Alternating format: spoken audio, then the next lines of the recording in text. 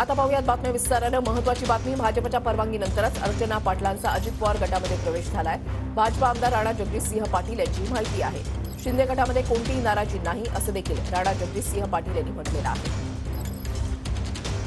आपल्याला आठवत असेल की 2-3 दिवसापूर्वी डॉक्टर अर्चनाताई पाटलांचा प्रवेश, डॉक्टर अर्चनाताई पाटील चाकूरकर यांचा प्रवेश भारतीय जनता पार्टीमध्ये झाला आणि त्या दिवशी आदरणीय देवेंद्रजींना प्रश्न विचारण्यात आला होता की धाराशिव लोकसभेच्या बाबतीमध्ये नेमकं कधी निर्णय होईल वगैरे।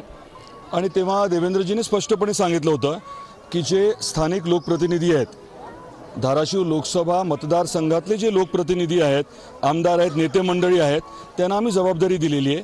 ते सर्वजण मिळून एकत्रित बसून आम्हाला नाव सांगतील आणि आम्ही तिघं म्हणजे मुख्यमंत्री आणि दोन्ही उपमुख्यमंत्री मिळून आम्ही त्याला मान्यता देऊ। त्याच्याच अनुषंगाने निर्णय झाला आणि अगदी थोडासा वेगळा असल्यामुळे केंद्रापर्यंत तो विषय गेला आणि शेवटी महायुतीचे जे नेतेगण आहेत, जे सर्वात श्रेष्ठ नेतेगण आहेत, त्यांनी या बाबतीतला निर्णय घेतला।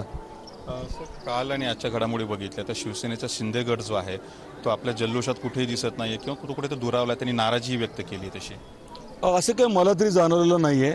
काल आपण प्रवेश झाला तेव्हा बघितलं असेल ज्ञानराज चौगुले साहेब बरोबर होते, आपण बघितलं असेल राजेंद्र राऊत साहेब होते, अभिमन्यू पवार साहेब होते, हे सगळे तर होतेच आणि स्वाभाविकच आहे की राष्ट्रवादीचे देखील आमदार महोदय उपलब्धच होते, तिथे उपस्थित होते।